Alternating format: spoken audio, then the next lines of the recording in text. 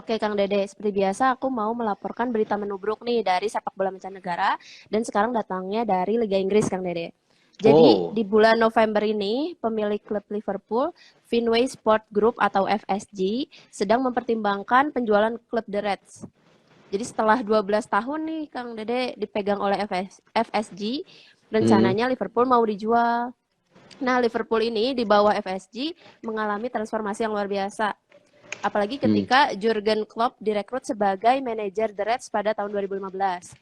Di mana total ada 8 piala yang udah didapat Liverpool mulai dari Liga hmm, Champions sampai Premier League juga itu semuanya diambil nih sama Liverpool nih Kang Dede. Nah, Wow. jadi Kang Dede berdasarkan laporan Forbes pada Mei 2022, nilai jual The Reds juga sekarang itu sebesar 3,89 miliar pound. Dan itu tuh 10 kali lipat lebih tinggi ketimbang ketika FSG mengakuisisi Liverpool pada 2010 Kang Dede. Jadi harga jualnya wah Iya, iya. tinggi Jadi banget gitu tinggi karena pisan ya. prestasinya gitu. Ya Kang. Nah, terus Kang, karena kita ngomongin harga jual klub nih ya, ternyata sebelumnya itu Manchester United yang memegang rekor pembelian klub termahal sepanjang sejarah, Kang. Jadi awalnya dipegang sama MU nih. MU ini dimiliki oleh keluarga Glazer. Joel Glazer mengakuisisi Manchester United pada 2005 dengan harga pembelian saat itu bernilai sekitar 800 juta pound atau sekitar 15 triliun. Jadi kalau Wah, misalnya Liverpool ini nanti dijual, Liverpool ini yang akan memegang rekor pembelian klub termahal sepanjang sejarah, Kang. ngeri, Gitu. ngeri, ngeri, Wah, ngeri, itu ngeri, nggak ngeri. bisa Nah, dihitung nolnya berapa ya, Kang Dede? nggak Banyak bisa, nggak banget. bisa. Aduh, sulit, sulit.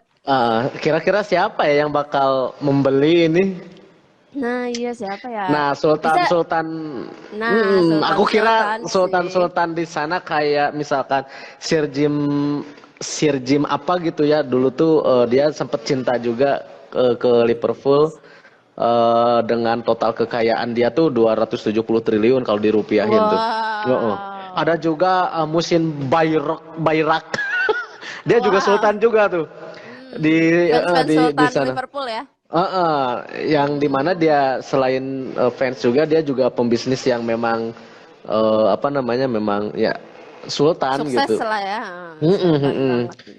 Atau enggak Billy Billy Billy Beane Billy Beane. Billy Biane. Dia juga Heeh, salah satu fans dari Liverpool, Kang. betul. Dan dia juga Wah, luar biasa. kecintaan terhadap bola tidak bisa diragukan gitu. Hmm. Waduh, Iya nih, jadi tapi kita lihat nanti ya siapa yang iya akan kan kalau membeli ini Liverpool ini.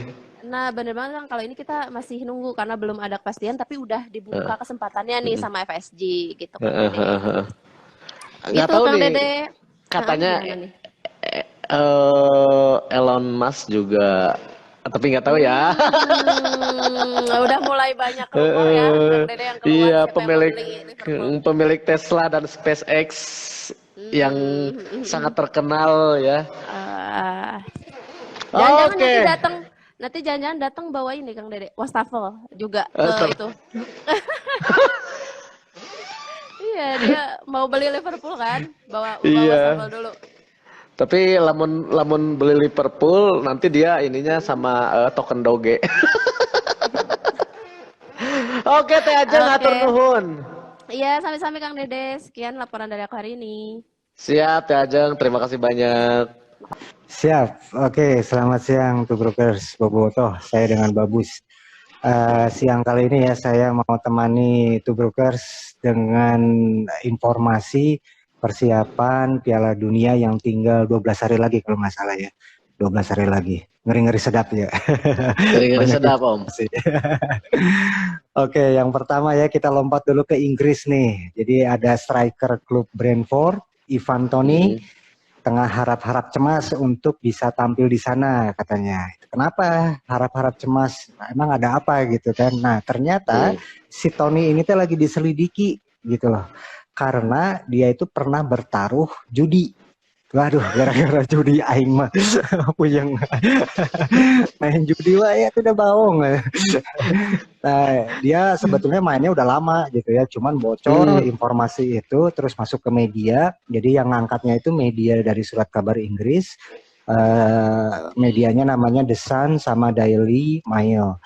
Nah, dilaporkan bahwa Tony ini menghadapi tuduhan memasang taruhan pada awal tahap karirnya dulu gitu ya, sebelum menjadi bintang seperti sekarang.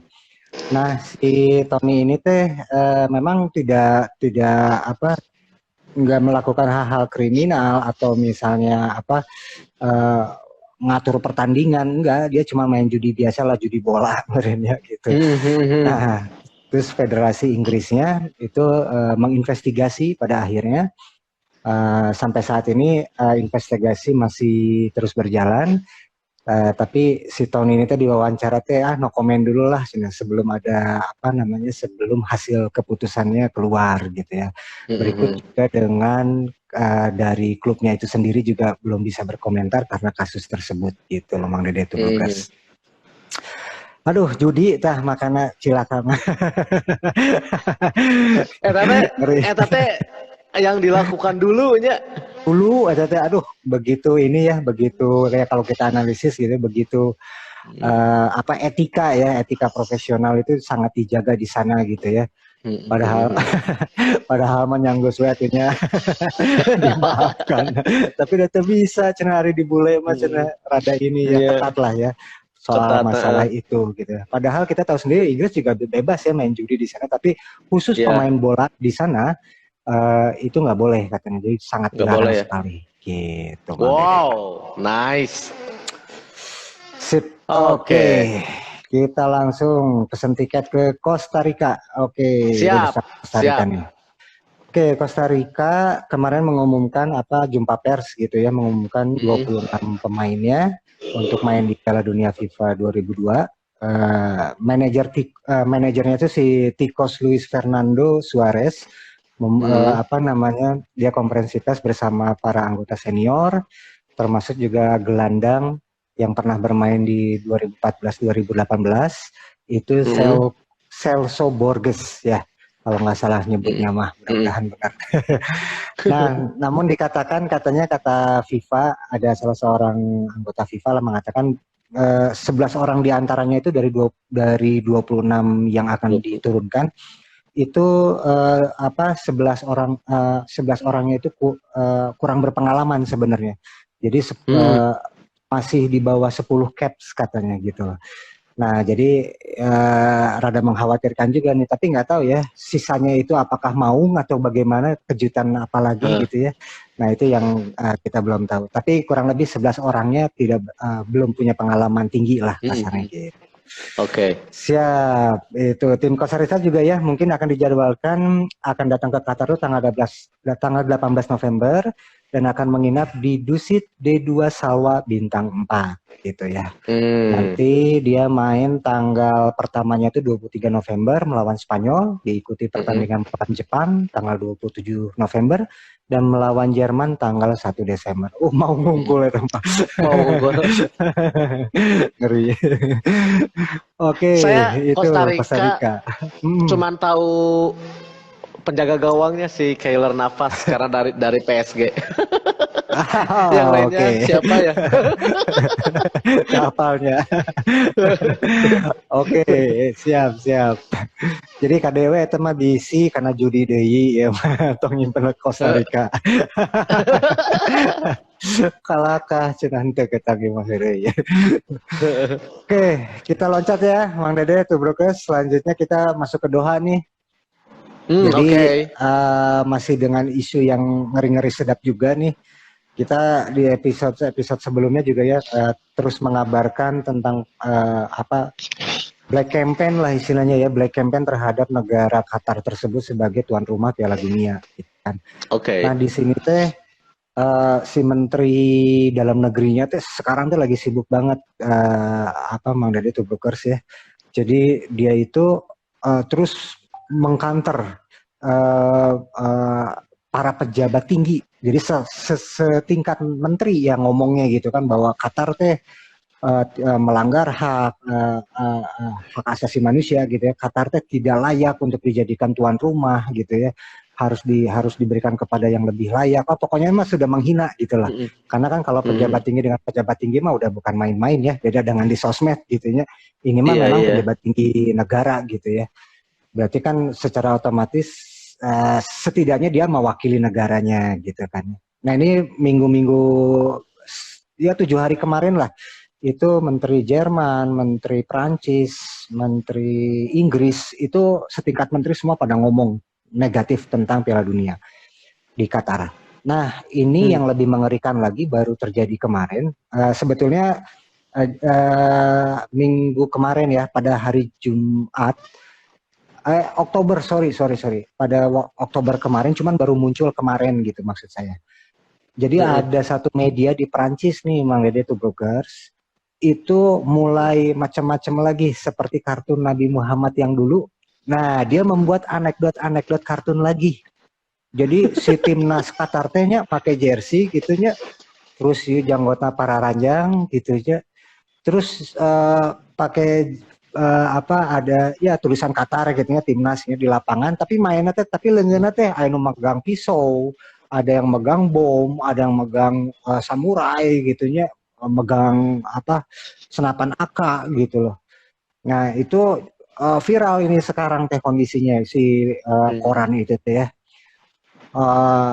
Kita seperti yang kita ketahui kan Prancis itu negara yang memang rada-rada keki ke Islam gitu ya.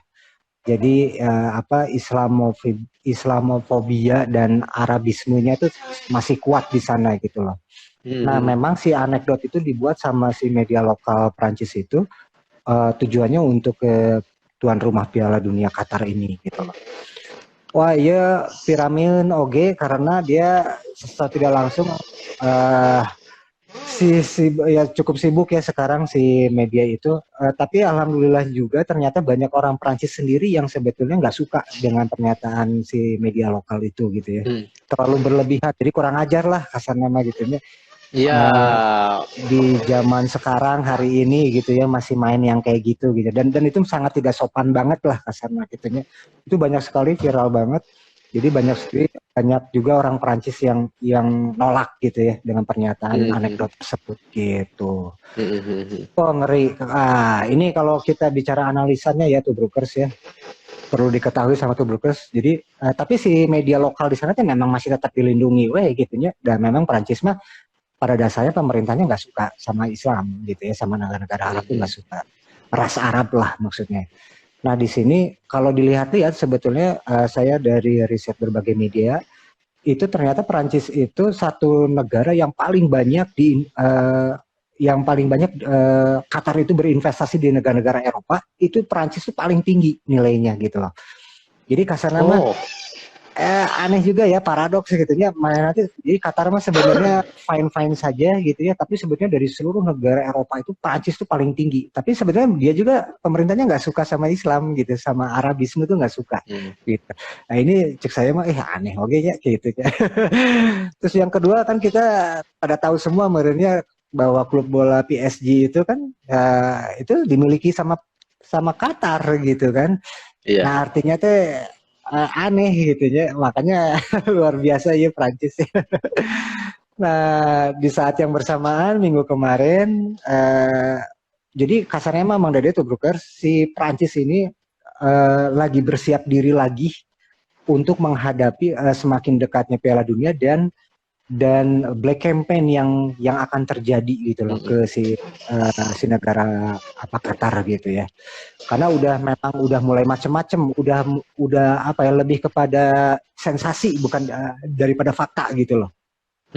Ini isu-isunya kan asal muasalnya dari masalah imigran doang, terus muncul masalah LGBT, muncul masalah hak-hak perempuan, muncul masalah hak asasi manusianya. Nah sekarang udah mulai macem-macem gitu, norak gitu ya, seperti anekdot seperti ini gitu ya muncul lagi. Pokoknya dari yang kecil, jadi kalau ya istilahnya kalau orang sebel mah apa saja pasti akan dilihat negatif ya, mungkin kurang lebih seperti itu. Nah pada akhirnya Presiden FIFA Gianni Infantino dan Fatma Samoura itu sekretaris jenderalnya itu menulis kepada 32 negara yang akan bersaing di Piala Dunia nanti. Jadi tolong jangan biarkan sepak bola terseret ke dalam setiap pertempuran ideologis atau politik yang ada gitu loh. Jadi dia mengeluarkan surat resmi gitu loh. Kemarin karunya aduh aja orang rumah ternyata dijamu naon segala rupa, tapi wah gila banget. Dan lucunya nih satu hal lagi yang lucu. Jadi 10 tiket itu tinggal 97% lagi yang sudah terjual. Dan yang paling banyak itu salah satunya adalah Prancis yang membeli, Jerman, Inggris gitu. Mana nanti sebel gitu. Cukuran puyang naik.